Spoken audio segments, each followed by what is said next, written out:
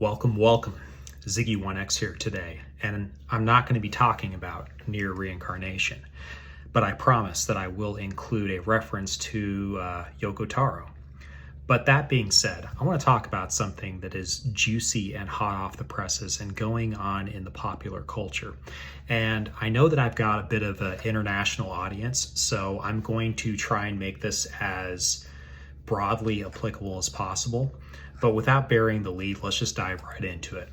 There is a giant kerfuffle going on right now between one Steven Crowder of YouTube fame and another Daily Wire of not YouTube fame. Now, for those of you not in the know who may be overseas, basically the way this goes is American politics is a messy business sometimes. And you have your conservatives, which are typically conserving old school liberal values that are contained within the founding documents of the country, i.e. the Constitution and Bill of Rights. And then you have your libertarians, and there is a little bit of a bleed over between conservatives and libertarians where they assume certain liberal, classical liberal type policies, except conservatives are a little bit more staunch in some things, whereas libertarians are much more of your hippie type liberals where they basically just say anything goes. So long as it's not hurting me, I'm okay with you doing it on your own. And then you have your more liberal liberals, which tend more to the left. And these are the people who generally are a little bit more of the libertarian side of things and a little bit further away from the conservative side of things, in that the liberals, the neoliberals as we'll call them, are more progressive. They adhere to more socialist underpinnings and things like that. So they basically believe progress is key. And so you have this spectrum in American politics. And it's something that I take a great deal of interest in when I'm not playing games or working or doing other things. I find it fascinating. But here's what's going on right now. So we take that and we go over to the conservative side of things. And we have these two entities, Steven Crowder and the Daily Wire. Now, I'm going to tell you a little bit of a story before I dive into this, because I think that right now, everybody is getting this story wrong. I think that they are misunderstanding what is going on. And I think that because especially cultural and political things have become so tribal that people basically just pick their side and they stick their flag in the sand and they say, "Here I die." I don't think that's what this is, even though I do think that that is the intent of some of the parties involved. So I'm going to go ahead and tell you a little bit of a story. Those of you familiar, Alexander the Great, when he landed on the Persian shores with the Greek army, he burned his boats. And then he turned to his men and he said, "We either sail home on Persian ships or we die." This is a fascinating study in commitment. And it's something that has been adopted in some ways into the business world, because people who have a fallback tend to not be as aggressive. They tend to not push as hard towards something. In my own life, I had an experience. I grew up working in the mining industry, and I worked in the mining industry for over 20 years. Before I changed trajectory and went into the more commercial side of things. I was a surveyor. I still am a surveyor. And the boys and girls in the mining industry are really rough around the edges. Okay, this is, just think Old West mining. This sort of thing is still going on. And these people are not polished and refined like you'd see in more of your white collar professions. There is, I believe the movie is, I want to say Far and Away, this one with Nicole Kidman and Tom Cruise. And at the very end of the movie, I believe it's the Oklahoma land rush. And that last scene, it's a really neat scene, but it's basically everybody on their wagons, the families on their wagons with everything they own, or on the horses or whatnot with everything they own. And they are racing. They have a starting line, a gun fires, and by the way, there's a team, a football team called the Oklahoma Sooners. And what a Sooner is someone who jumped ahead of the starting line before the shot was fired. And the Sooners would get shot because they were cheating. So a little bit of fun fun old American history for you there, for any of you outside of the know. And so what they would do is they'd do these big land races, and they would stake a claim. They would stake a land as a claim, and then that land would be theirs. It was a land rush. Well, the same thing happens even to this day in the mining industry, where when a certain date rolls around, claims become open if they've been allowed to expire. They're leased for a certain period of time because most of that land out there is still owned by the federal government. But the private individuals and companies can lease that land for the purposes of developing and mining it. And so what happens is you'll have a land rush of sorts in the mining industry. And I've been a part of these. I've personally taken part of these. I've hopped on my quad and I've had a bundle of stakes on the back of my quad, and I would go out and race other people to stake land. So I've actually done this sort of thing. It's super cowboy. It's great. Okay, it's a part of me. I love it. And one of the things that I did, one of the more creative things that I did, but it burned boats behind me, but I committed to it, was I was working for a customer, and there was a quasi-competitor who was basically, what you do is you stake ground, you stake claims, and each of these claims is a portion of land, about 20 acres, blah, blah, blah. You build these blocks out of these claims, and then you create a portfolio, a land portfolio. Well, usually people limit what their land portfolio looks like, but sometimes someone who wants to negotiate with that company A, company B comes in and they stake a bunch of nuisance claims, or you can say around them, so that they now cannot expand if they start drilling and developing their property and you realize, oh no, there's a resource that's outside of our property limits. And now they have to company A has to turn to company B and negotiate with company B. Okay, so that's what this nuisance claim scenario is. Well, a company did this for one of my customers, and I looked at their data, and I'm pretty good with mapping. And I looked at their data and I said, wait a minute. There's two ways of looking at north. There's true north and magnetic north. Now, depending on where you are in the world, magnetic north, true north, you could say is up and down. Magnetic north deviates depending on how far you are away from the North Pole, where your location is at, and everything like that. So that deviation creates a wedge. You can see it here. Now, what I realized is that I was the one who had done the work for my customer, and everything I did was in true north. But that's not what always people do. This other company had come in and staked their fraction claims and set them to magnetic north. So I knew exactly where the fraction was going to be, and I knew exactly how wide it was going to be.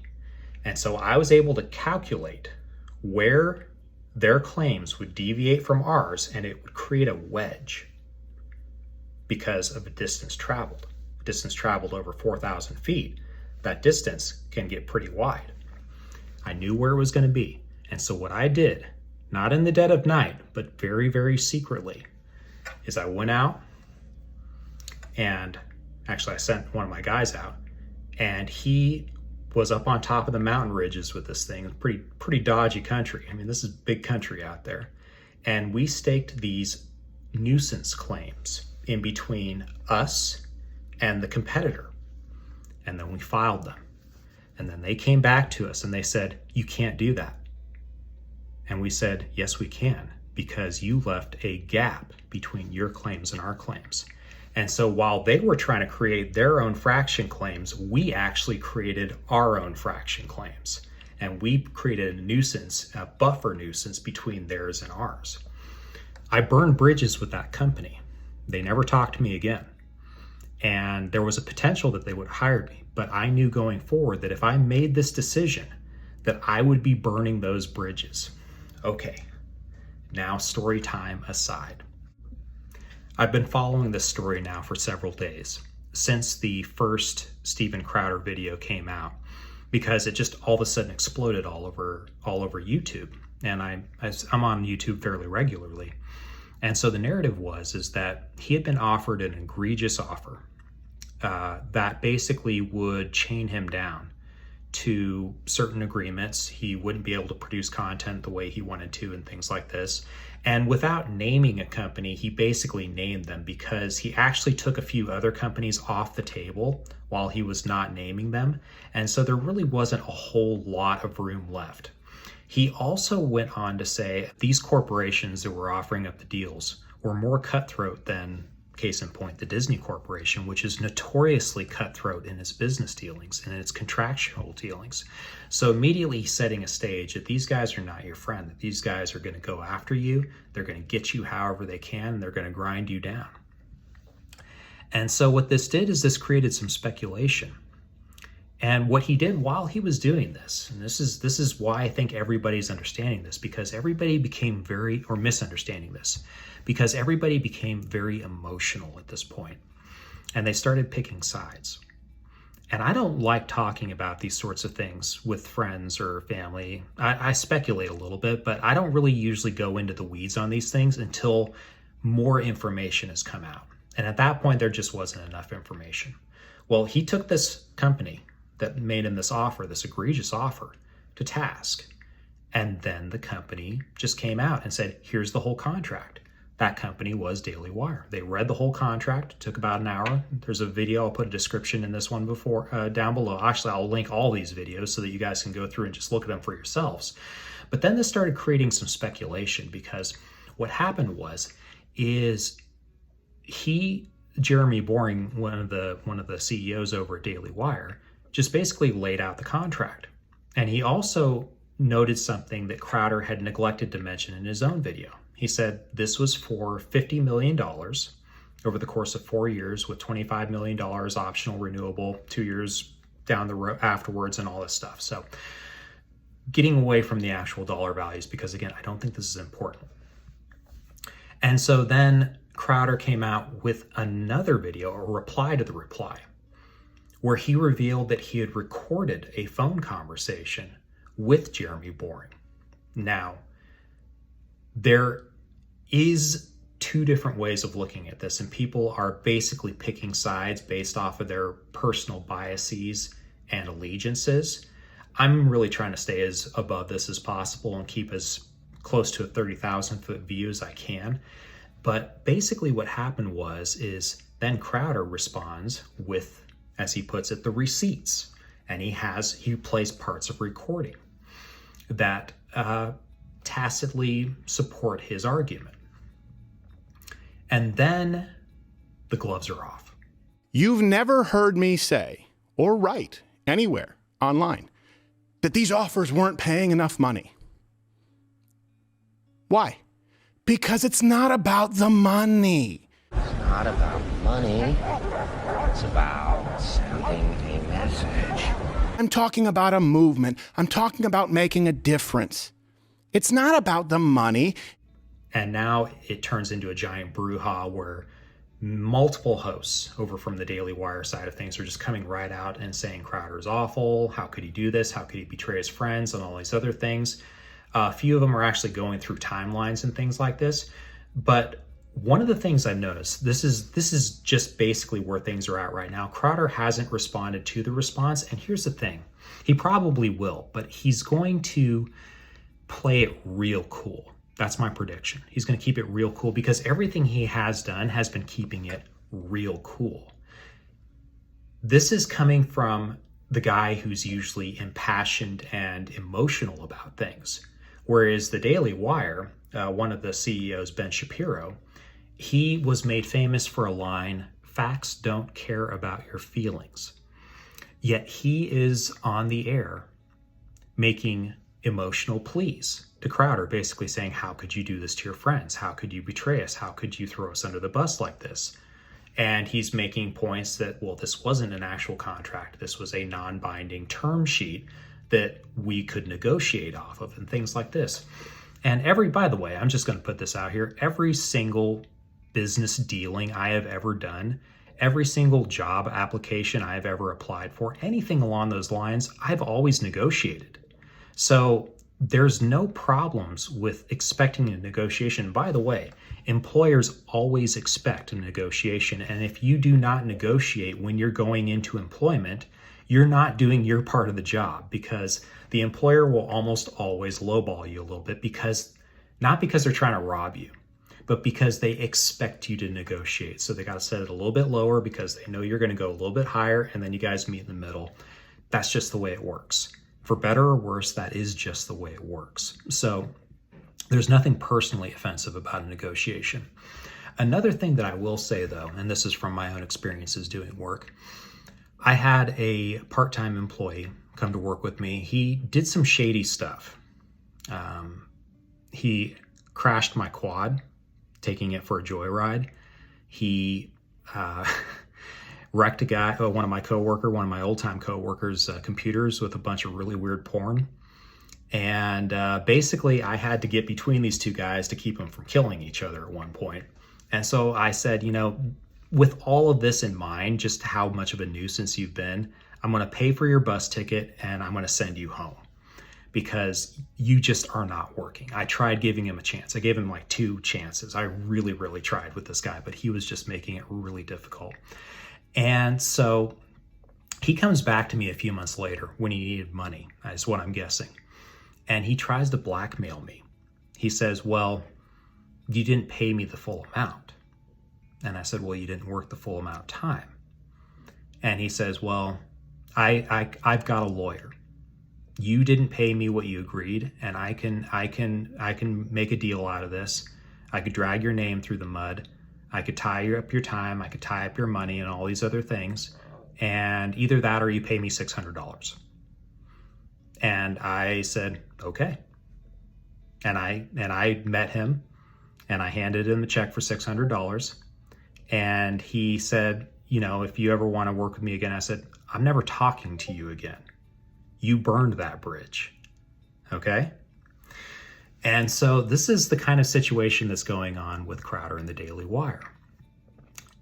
Crowder is very clearly, he didn't say Daily Wire when he was revealing the contract, but he left next to no room for doubt. Everybody knew that it was the Daily Wire he was dealing with or that he was negotiating with. And the things that he omitted from his own description were deliberately meant. And by the way, the things he said as well, when you compare the Daily Wire to Disney Corporation, when very expressly the Daily Wire has basically said they're going to war with Disney over children's programming for various reasons, values misalignment and things like that. He was basically taking, and again, this is just an amazing psychological dig. There's a lot of intelligent people involved with this. All of these people are intellectual rock stars. I mean, I've got nothing on these guys. But at the end of this, the shrewdest, and Ben Shapiro is a Jewish lawyer, okay? So just throwing that out there. No dig at my Jewish brothers and sisters. I'm part Ashkenazi myself, but but you have this guy, Steven Crowder, and he very deliberately in his first video, and I watched that thing so carefully and I took notes just like, because I was fascinated by what he did.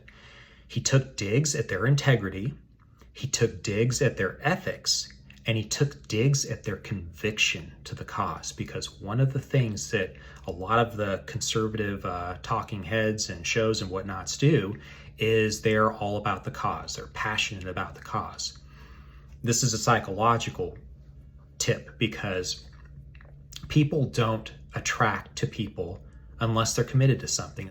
It is also why Yoko Taro, as a creative voice and talent within a much larger faceless corporation, i.e. Square Enix, carries so much weight with fans, because he's seen as subverting that status quo, where fans of games and properties will basically gravitate towards someone who is a true believer. That's why Yoko Taro was so big. That's why Hideo Kojima was so big. That's why so many of these others within the industries who are true believers, who basically buck the status quo, they are seen. They receive a much more devoted following. Because as soon as you're seen as the faceless corporation, or at least as soon as you're painted as the faceless corporation, people tend to lose interest and they tend to gravitate towards the much more sexy clients, as it were, basically people who believe. those true believers. And that is so doggone important for any kind of movement. And Crowder gets that. Again, he's a highly intelligent dude. One of the things that on my other videos that I've done, my gaming videos, my near reincarnation videos, people pick up on that and they've commented on it to me and they say, you know, I really appreciate that you clearly love what you're doing with this. It makes a big difference. And I do. I love what I'm doing with my game coverage on that, my commentary. I love the stories, I love the characters, I love all these other things. That's my main bread and butter with YouTube. And it's really what I intend to do moving forward. I've got no intention of getting into political or cultural commentary. This is just something that fascinated me so much. I just wanted to think and talk about it more. But what Crowder did is he took deliberate digs that he knew would piss people over at Daily Wire off. He took digs at, again, their integrity, their ethics, their conviction to the cause. And then in the same breath, he said, I'm never going to do any of those things. I'm going to create something bigger and better and more pure. And this is the kicker right here. He has an incredibly devoted fan base. And you know who you are. You either love Crowder or you don't. Some people are kind of in the middle. They enjoy him sometimes and other times they don't. But he does have a very hardcore group of fans. Now, one of the things I noticed when I was looking at his Social Blade numbers over on YouTube and whatnot is that his subscriber count has not increased over the past 2 years. It's remained relatively stagnant at a very impressive, just shy of 6 million subscribers. And me sitting at nearly 500, I've got zero room to really make any dig at that. He is one of the biggest content creators on the platform. And mad props to the man for doing that. Mad props to anyone who succeeds in this kind of medium. But he's been stagnant. And he also just ended his contractual agreement with another company called The Blaze, which I think was formerly CRTV. And he realized that he had an opportunity. Now, I'm going to read you the timeline here of how things played out. And it is interesting. It also shows just how deliberate every step he took was, even down to the videos that he made, both of them. I'll get into the second video here in a minute. Okay, so I'm going to start with this. October 5th, 2022. This is after Crowder's agent solicited the Daily Wire for negotiations. So Crowder approached the Daily Wire. He receives on October 5th the term sheet with an offer of $50 million over the 4 years. On November 2nd, so this was almost a month later, Crowder responds with a $30 million counteroffer per year. So going from about $12 million per year, $12 to $15 million. Well, it's actually a little bit more than that. There was a lot of overhead costs in there and whatnot, but he basically went from $50 million for 4 years up to $30 million per year. So that was a giant counteroffer. And then on November 6th, 4 days later, he actually appears on a show with other Daily Wire hosts doing election coverage, and they seem to be, doing their thing pretty chummy. Just everything seems to be pretty normal. I've gone back and watched that just to kind of pick up on social cues to see if there was tension or anything like that involved. And it really didn't seem like there was. Look at him, that handsome Yes, we are Dan. live. Can you hear me now? I can hear you. I can hear you, Well, Stephen. I tried to call in, and then Dennis Prager over there was holding court for some reason. Like he's got a university or something like that. That's Phil Jackson. Dennis, we got stuff to do too over there between the two Gentile. Well, I guess one Gentile and 2.5 Jews. So, as you know, actually, Dennis and I together add up to 2 Jews. I'm like half, and Dennis is like a Jew and a half. I think that the feeling Wait, are you guys just going to avoid the incredible discomfort that Andrew Klavan converted from Judaism? Yeah, we just ignore that. We pretend that didn't happen. Until they need the magic healing, Steve. All right. We'll see how it all comes out in God's ledger. You should watch Andrew handle snakes. It is remarkable. By the way, Klavan will be the first person to find out whether he was right or wrong in this room. And you'll get a note. You're going to get a note. And it really didn't seem like there was. So I put a little bit of work into this. Okay, so November 6th, that happens. And then on November 14th, Daily Wire, so days after the election coverage where he appeared with them, and almost 2 weeks after he gave his counter, the Daily Wire responds to Crowder by saying they cannot meet his demands, thus they're ending the negotiation. That's it. Okay, so here's where things get interesting. On December 12th, Crowder registers domain Stop Big Con, Stop Big Conservative, because Daily Wire is a conservative outlet. And then on December 15th, Crowder's contract with his current employer ends. Okay, so 3 days later. So he filed the domain name before his contract ended. And then 36 days later, on January 9th, Crowder reaches out to Boering on a phone conversation and records it without Jeremy Boering's knowledge. Okay. In his first video, Crowder said that he basically was putting all this stuff out here. He basically said, don't challenge me. I have the receipts. So it was a very low-key threat. Like, don't piss me off. I'll swing back if you swing first, even though he was the one swinging first. And so then on January 17th, this is almost a week afterwards. Actually, it is almost exactly a week afterward. Crowder launches his initiative, Stop Big Con. And that's his email membership drive, his new email membership drive. And that's when he dropped his first video, was on January 17th. And so with all of these, I mean, really not very thinly veiled personal attacks in there, Jeremy Boering of the Daily Wire responds by reading the entire contract, which is, you know, props for transparency. Now, there's a lot of people out there who take issue with the contract itself, or it wasn't a contract, it was a term sheet, but it could have become a contract. And there's a lot of people that take issue with the specifics of it, and even excluding the $50 million price tag attached to it. If Crowder's worth that much and they think he's worth that much, or he thinks he's worth more, whatever, that's their negotiation, not mine.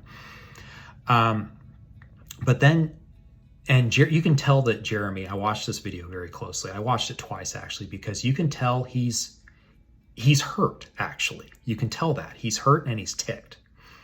And you can actually, you know what, I've seen these guys together. They do seem friendly with each other. So this was a very interesting move on Crowder's part that really, really caught the Daily Wire off guard. And so then Crowder responds with his own video where he plays small segments of the phone recording that he made. And this creates an absolute storm. Now you've got hosts all over the place from the Daily Wire who are basically saying, no, I'm not locked into a slave contract. You have people casting aspersions at the Daily Wire for dealing in all these different ways. And so basically now you force the Daily Wire into a position of vulnerability right after announcing that you're going to be launching your own network, a competitor network. And so now you have everybody over at Daily Wire who's just absolutely broadsided by this. Probably the only response that I've heard that was above the bar classy was from Andrew Klavan. All right, I was going to leave talking about Crowder off till the end of the show and just address it briefly, but it's kind of blown up, and I'm only going to talk about this one time. I didn't want anybody to think I was avoiding it, so I'm going to talk about it. I talked about it already on the All Access a little bit, but I do think I have to talk about it, and I'll explain it all. I'm really sad about it. It has made me unhappy. And his response basically was, man, I think you're doing the wrong thing. I still love you. I hope the best for you, but I really wish you hadn't done this. And that was probably the classiest response I've heard, because Andrew Klavan's a very classy guy. But everybody else is just pissed. They're just beyond pissed. And this is where we come into my first point that I made and why I think everybody's getting this wrong. People are taking sides. People are saying, no, Steven Crowder's right. No, Daily Wire's right. No, he broke ethical codes. He recorded him without permission. No, they've been friends for so long. Well, if they've been friends for so long, why did they give him such a crappy contract and all this other stuff? And you've got just this, everybody is focused on the wrong things. It's all wrong. They're not seeing the point. Crowder is starting his own initiative. He said it himself, and I quote, this is in his first video, okay? It's time for Mug Club to go big, or it is time for me to go home. Just like Alexander. Here's what he did. He galvanized his supporters by making a plea to them, saying that I am a true believer. I am your David, okay? And since we're doing so well and we've conquered all of our Goliaths within our own sphere, we're going to find a new Goliath to conquer. And this is going to galvanize my followers behind me. And he found his Goliath.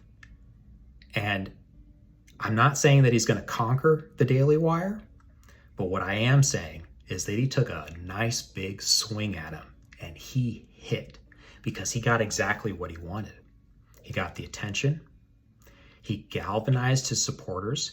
He promoted his brand, and he is staying cool and calculated because this is a calculated move for him. It's, in my opinion, an incredibly cynical move, but it is a calculated move and it is paying off. It is working for him so well. And while everybody else is taking sides and getting emotional about it, he's just sitting back there and he's watching his mailing list go up and up and up and up and up. And this is again why I find this so fascinating, because you have to be analytical about it. You have to take a step back and you have to realize that the biggest dog in the room right now is Steven Crowder, because he played y'all. He played everybody, and he, for better or worse, is getting what he wants out of it. So just like Alexander the Great, just like Cortez, just like so many others throughout history, they realize that the only way that they can fully commit to their cause is by burning the boats. Steven Crowder burned his boats with this. He will never work for another company again. And he knows this. That is why he said, it is time for Mug Club to go big, or it's time for me to go home. He knows he'll be just fine. He's financially very well off. But he burned all of his bridges. He burned all of his boats. He will never be able to gain employment with anyone in the sphere again because of the way he dealt with someone who presumably he was negotiating with in good faith. And I'll leave this question to you guys. But if you were looking to hire someone and you gave them privileged information for the purposes of negotiating a contract, and they went out and spilled the beans about it with the whole world and tried to cast you in a bad light, would you ever hire them again? Or furthermore, would anybody else within your sphere of influence hire them again after they did you dirty like that? Nope, they wouldn't. Crowder knows this. He absolutely knows this. And he's planning on it. And so now he has a very devoted following with him. He's going to continue doing what he's doing. He is now going to try and build his own network, because what he has done is he has dealt a devastating blow to his biggest competitor, and that was the Daily Wire. And he allowed them, what is the phrase? He allowed them to hoist themselves on their own petard.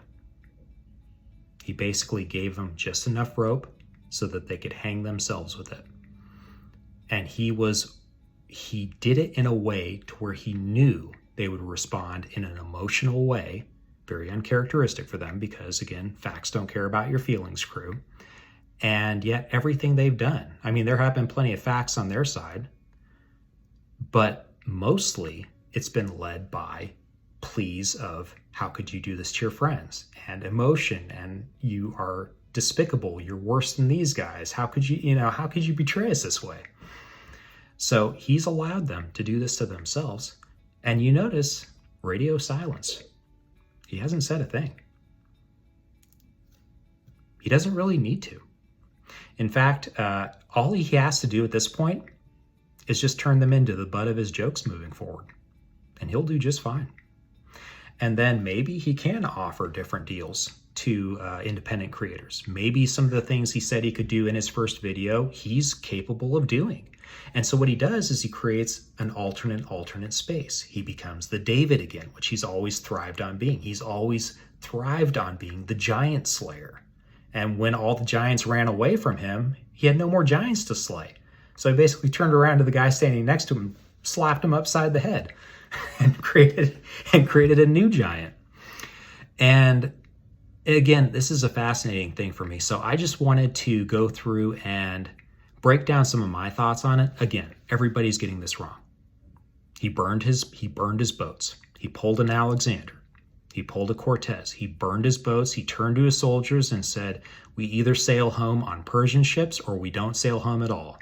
And again, I quote, it's time for Mug Club to go big, or it's time for me to go home. So I'm going to leave that fascinating little piece of cultural insight with you guys. And hopefully you found this as interesting as I did. I wanted to take because there's a lot of, political and cultural and tribal and whatnot biases and things, and people just can't seem to talk and have a conversation anymore.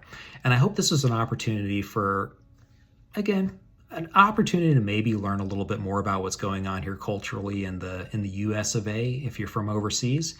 And if you are here and you either agree or disagree with these people for varying reasons, it's still a very interesting cultural moment.